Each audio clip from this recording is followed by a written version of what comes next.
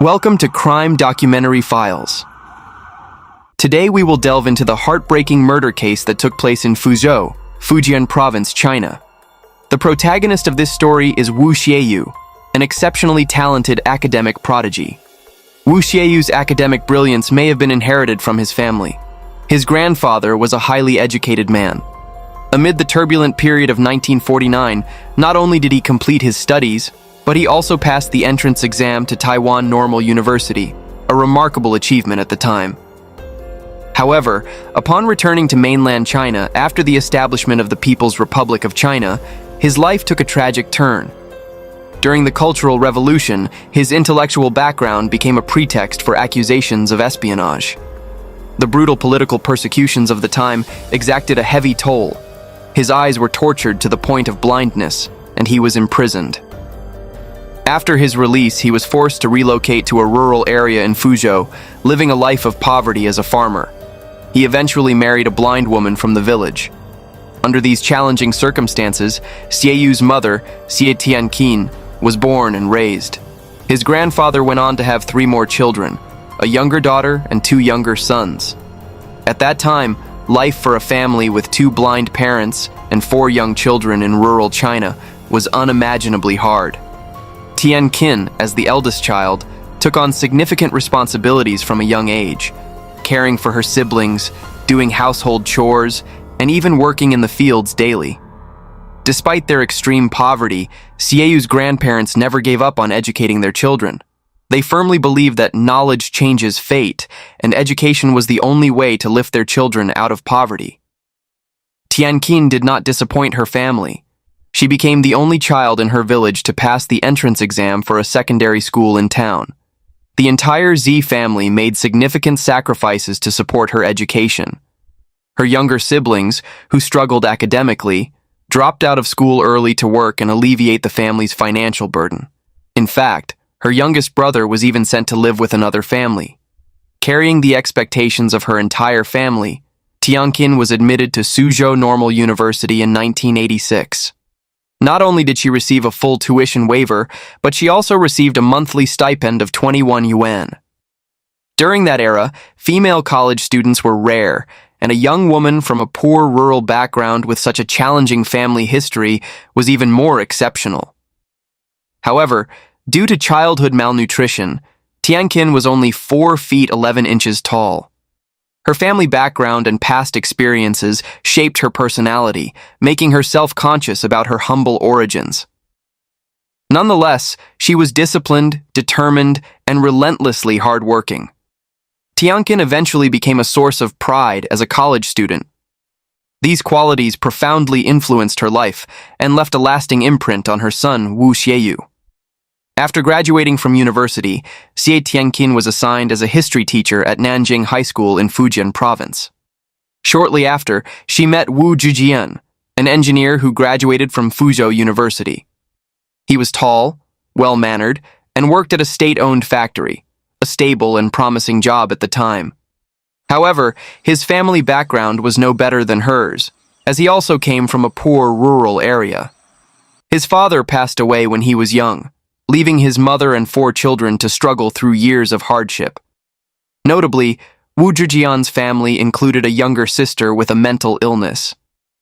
Some of Tianqin's colleagues advised her against marrying someone from a poorer background, warning that her life would only become more difficult.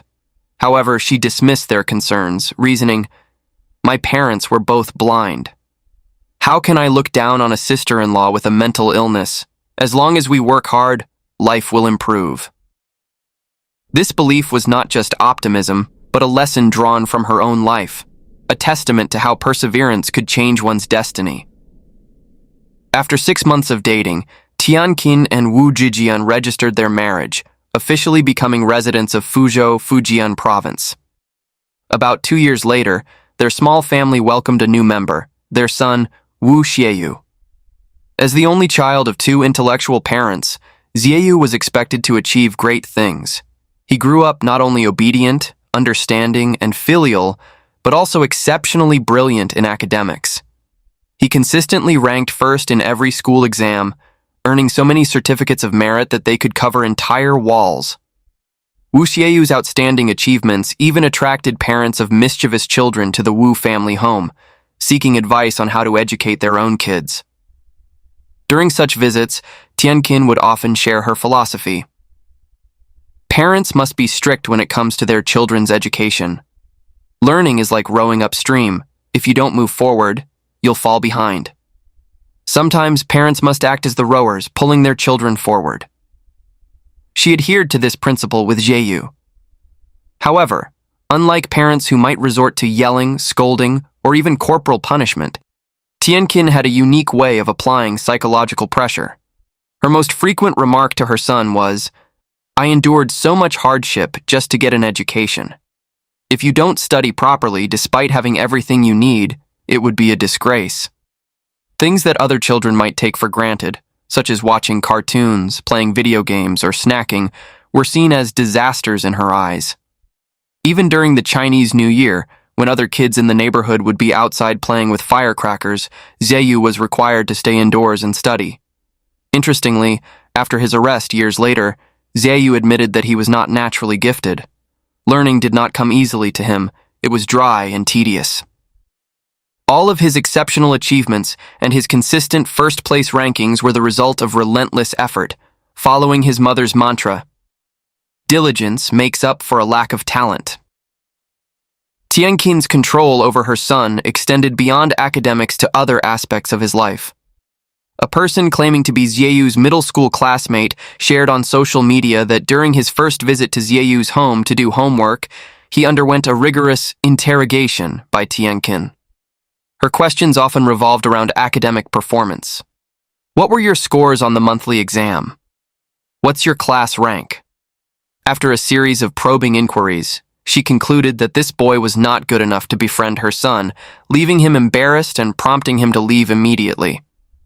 The budding friendship between the two boys ended before it could truly begin. With a controlling mother and study schedules consuming all his time, Wu Xieyu had no friends throughout elementary and middle school. He walked to school and back home alone, becoming a star student in the eyes of teachers but a bookworm in the eyes of his peers. Xie Tianqin's fixation on her son's education stemmed from the family's circumstances. In the 1990s, as China embraced economic reform, her peers began leaving their stable jobs to start businesses, quickly amassing wealth. However, Tianqin, driven by her steadfast belief that all professions are inferior, only academics are superior, clung to her ideals. She even prevented her husband from quitting his job to pursue entrepreneurship, insisting on maintaining the stable jobs they had always taken pride in. Times changed, and the stable jobs they valued became seen as stagnant and poor-paying. Meanwhile, Tianqin's siblings, despite not completing middle school, were buying homes and cars. Though they respected her family for being well-educated, Tianqin internally felt humiliated by the need to accept help from her siblings. One example of this tension occurred during a Lunar New Year gathering. Wu Xieiyu, then a middle schooler, borrowed his uncle's phone to send New Year greetings to his teacher. Upon noticing this, Tianqin harshly scolded her son in front of the entire family, calling it shameful. Xieyu was deeply upset, and his uncle's family was left embarrassed.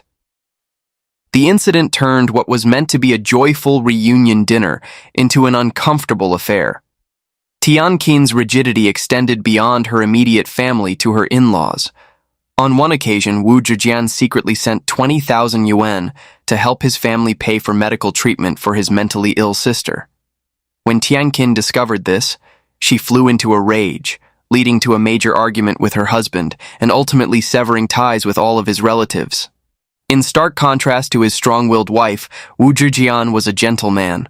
Over the years, he acted as a mediator, comforting both his wife and son, and became the critical bridge in their strained relationship.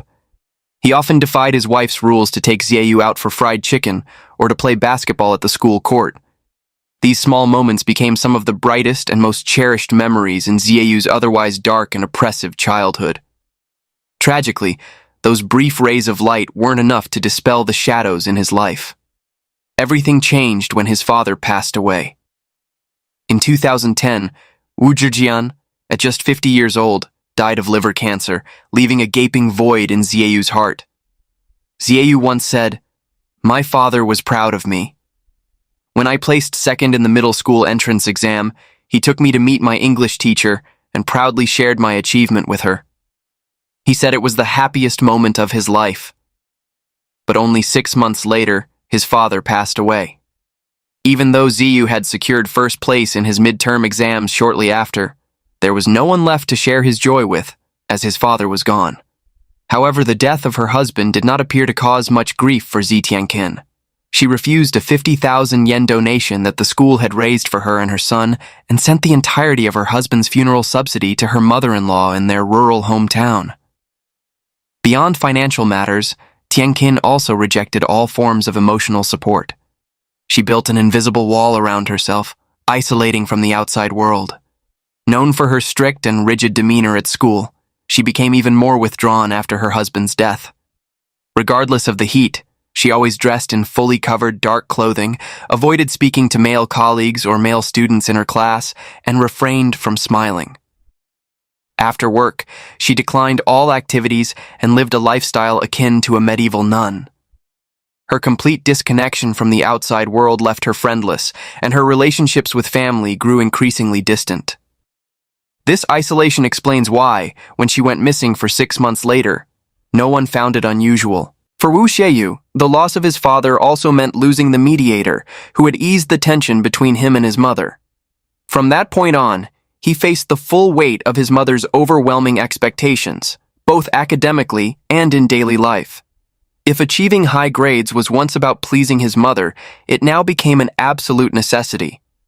To her, anything less than first place meant losing face. The pressure from his mother, combined with the stress of preparing for the college entrance exams, began to take a toll on Xieyu's mental and physical health. He frequently experienced stomach aches, insomnia, dizziness, and large red rashes on his skin. These symptoms reminded him of his father, and he began to worry that he might have inherited a genetic illness. Secretly using the school computer, he searched for information about liver cancer and hereditary diseases. The more he learned, the more terrified he became. His fear of death led to chronic insomnia, which severely impacted his academic performance. Tianqin noticed the decline, but was powerless to address it. Their relationship had deteriorated to the point where the only topic of conversation between them was academics, leaving them completely unable to communicate about anything else. In 2012, Wu Xieyu was admitted to the economics program at Beijing University. To outsiders, this was a moment of pride and glory for the family. But for Xieyu, it was bittersweet. Despite scoring 670 points on the college entrance exam and ranking 116th in the province, his score fell below Beijing University's admissions threshold. He only managed to get in due to additional points from previous competitions. While his score was considered high locally, for a student who had always been first in class and was hailed as a study genius by peers, he knew he had fallen short. The exam he had spent 12 years preparing for turned out to be the first failure of his life. Wu Xieyu's mother, Xi Tianqin, also felt disappointed. She expressed no pride in his achievement. When colleagues came to congratulate her, she only exchanged a few words before hurrying home and shutting the door, as if her son had done something disgraceful. While other students, even those who hadn't scored well or been admitted to Beijing University, celebrated with yearbook photos and graduation parties, the cold, somber atmosphere at the Ji household stood in stark contrast. Despite this, Xieyu felt a sense of relief, knowing he would soon leave his mother and move over 600 miles away to Beijing for college. He was eager for the distance, but Tianqin had no intention of letting that happen fully. According to his roommates at Beijing University, Xieyu called his mother every day, spending at least 40 minutes and sometimes over an hour on the phone. Even trivial matters, like what he ate or what he read, had to be reported. Under her remote supervision, Xieyu continued to live like a high school student, sleeping at 11 p.m. and waking up at 7 a.m. even on weekends. Such discipline was rare, even among the elite students at Beijing University. His academic performance remained outstanding. While the university didn't publicly rank students, his peers acknowledged that Xieyu was among the top 3 in his class and the top 10 in his department. In 2014, during his sophomore year, Xieyu took an international certification exam and scored in the top 5% globally. This achievement earned him a scholarship from a training center and an invitation to share his study techniques online, making him a star admired by both parents and students. It seemed likely that before graduation, he would secure admission offers from prestigious universities like Harvard or Oxford. However, his life took a different turn. In his junior year, Beijing University offered students the opportunity to participate in exchange programs at foreign universities for one semester. Many of Xieyu's classmates eagerly applied and prepared for their journeys. Yet the top-performing student Xieyu remained silent. He explained that his mother's poor health made him uneasy about leaving her alone, earning him quiet admiration for his filial piety. The reality, however, was different. Even with scholarships provided by Beijing University, the cost of a semester abroad ranged from 200,000 to 300,000 yuan, approximately $41,000. With Tianqin's monthly salary of just over 4,000 yuan, such expenses were a significant burden. While Xieyu could have opted for less prestigious programs with lower costs, doing so would have jeopardized his chances of getting into top-tier universities later, an unacceptable prospect for someone as ambitious as him. Borrowing money from relatives wasn't an option either. As mentioned earlier, Tianqin placed great importance on maintaining her dignity. Consequently, Xieyu had no choice but to stay in Beijing and continue his studies.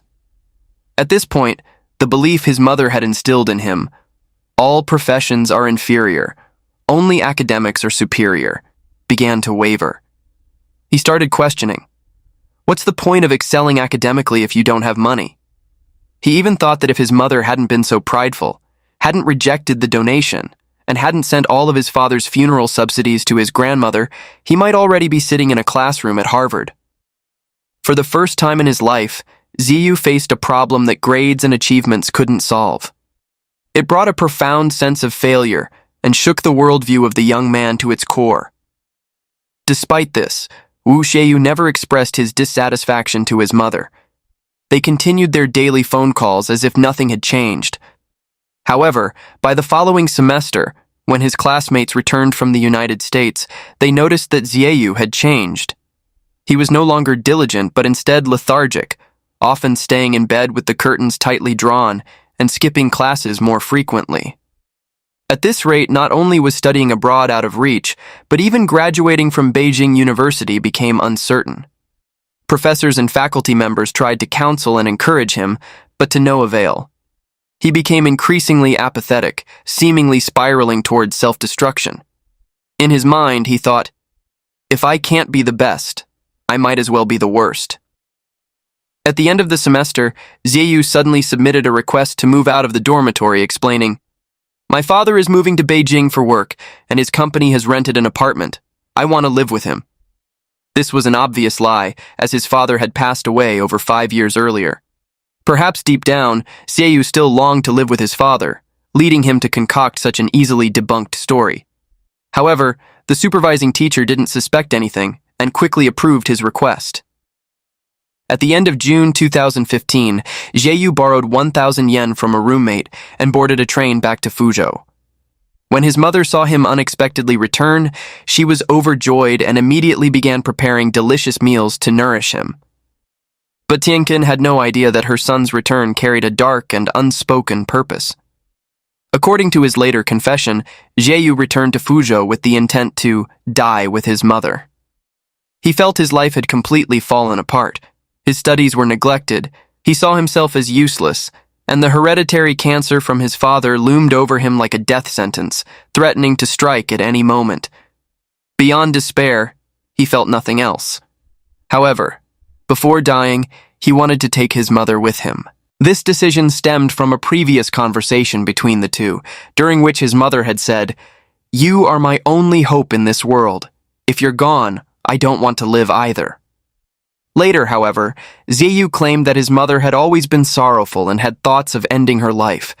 He said he only wanted to free her from this world, and that she had willingly chosen death. On July 7th, 2015, Xieyu brutally murdered his mother while she was hanging laundry in their courtyard. But was Tianqin's death truly voluntary, as her son claimed?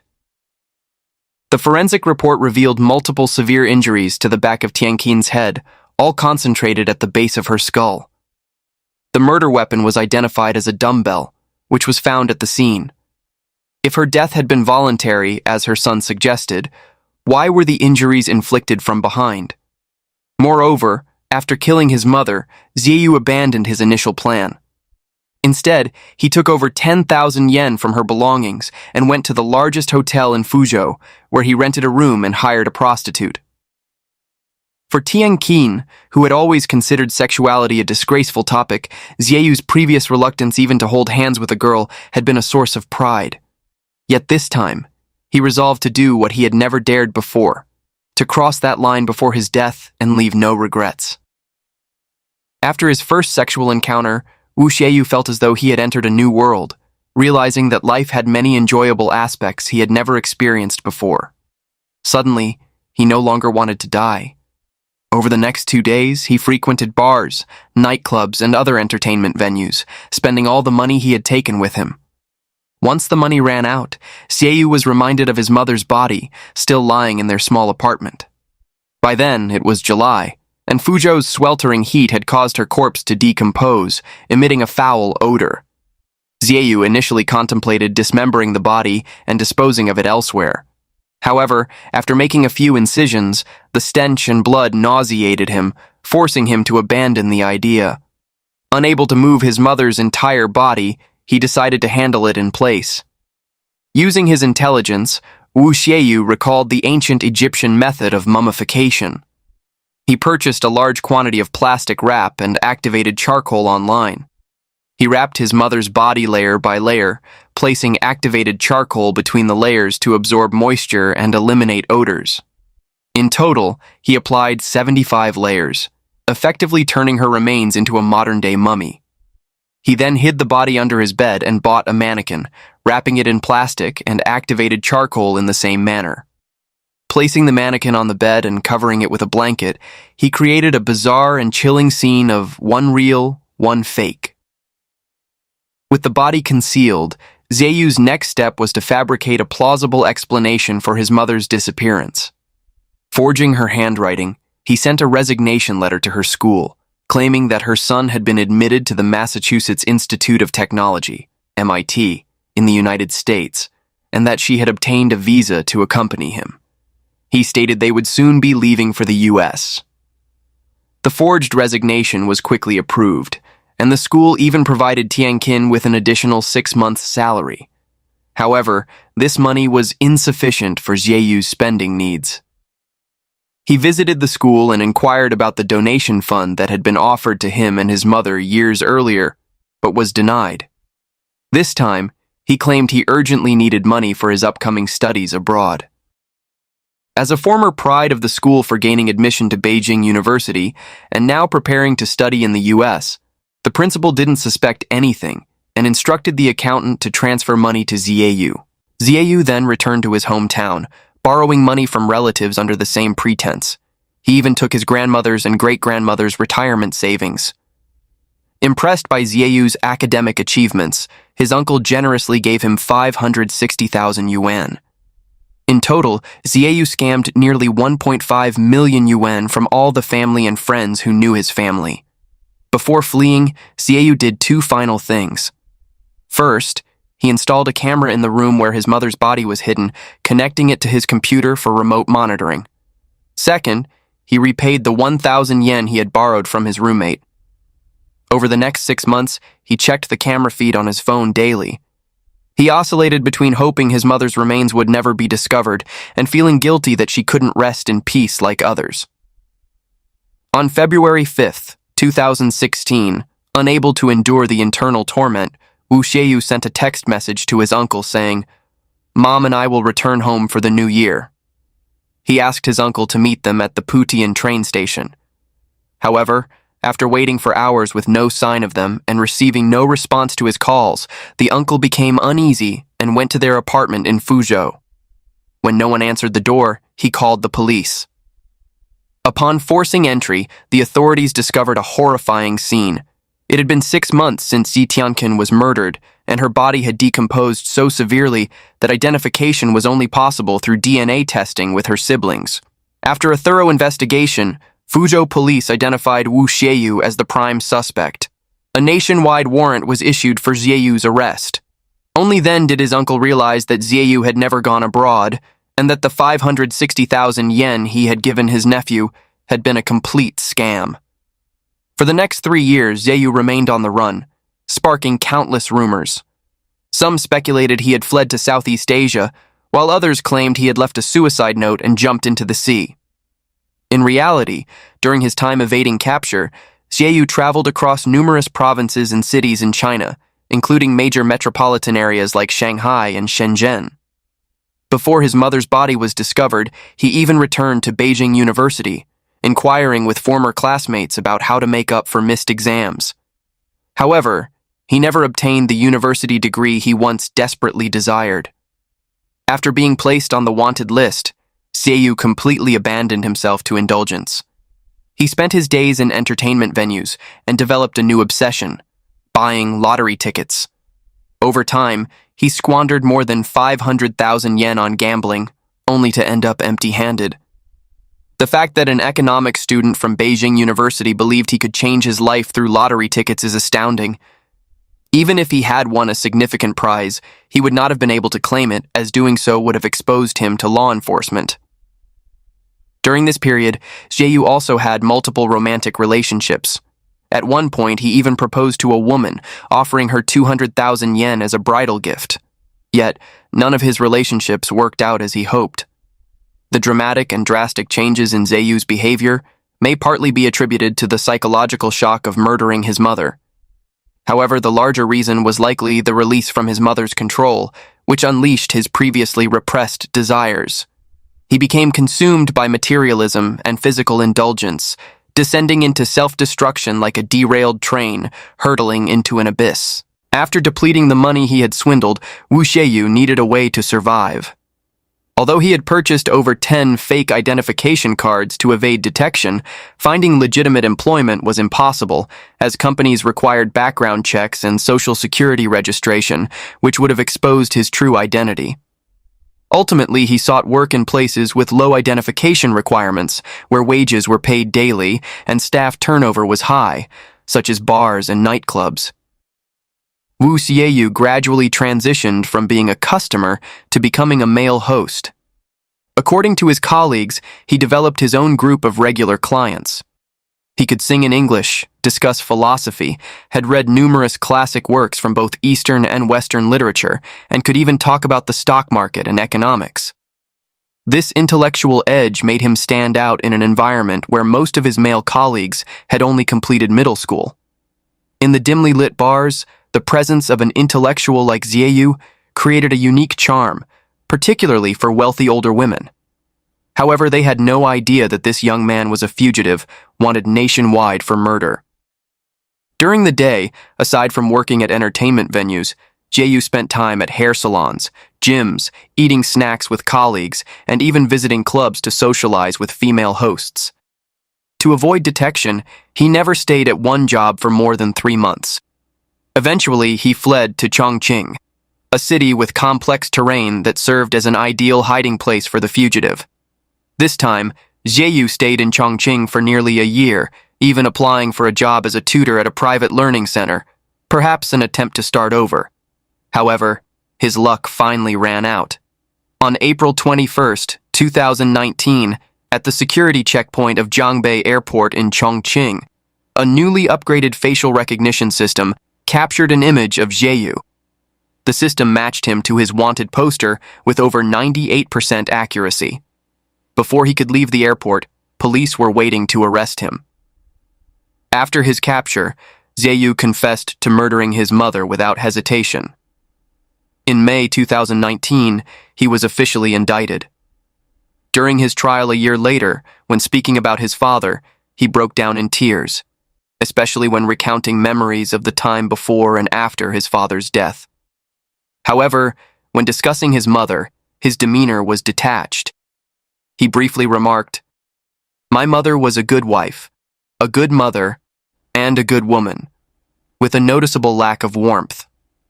He added, "I know there is no better mother, no better wife, and no better woman in this world than my mother."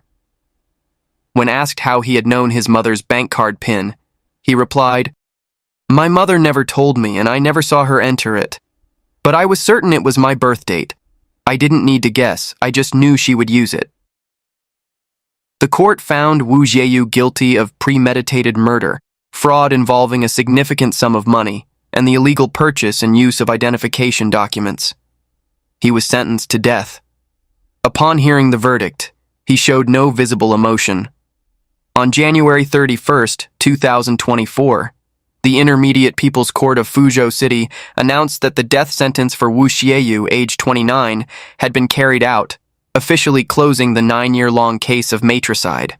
A little over a month earlier, while awaiting final approval of his death sentence, Wu Xieyu made one last effort. He asked his lawyer to deliver a handwritten letter to his uncle and grandmother, expressing his desire for forgiveness. He believed that only their forgiveness could offer him a sliver of hope for survival. In a bid to save his life, Xieyu even proposed transferring ownership of 2 properties he held in Fuzhou, hoping to trade money for his life. Wu Xieyu's uncle remained unmoved. He declared to the media, "I have blocked all contact with Xieyu and his lawyer, and am firmly against accepting any deals." As for his grandmother, who had lost her eyesight, she still believed that her daughter and grandson were living happily in the United States. No one had told her the tragic truth. Thus, forgiving Xieyu was not an option. Meanwhile, Xieyu's paternal family exhausted their resources in an attempt to save him. However, the appellate court upheld the death sentence. On January 31st, 2024, the sentence was carried out. The story of Wu Xieyu is not just a family tragedy, but also a painful lesson about betrayal, greed, and the irrevocable consequences of wrongful actions. Despite his efforts to make amends, from apologies to deceitful attempts to evade punishment, nothing could erase the heinous crime he committed. This case highlights the devastating effects of a lack of care, excessive control, or even neglect in parenting. These lessons serve as a wake-up call, not only for parents but also for society, emphasizing the importance of nurturing and educating the next generation with compassion and understanding. Thank you for watching, and we hope to see you in our next video.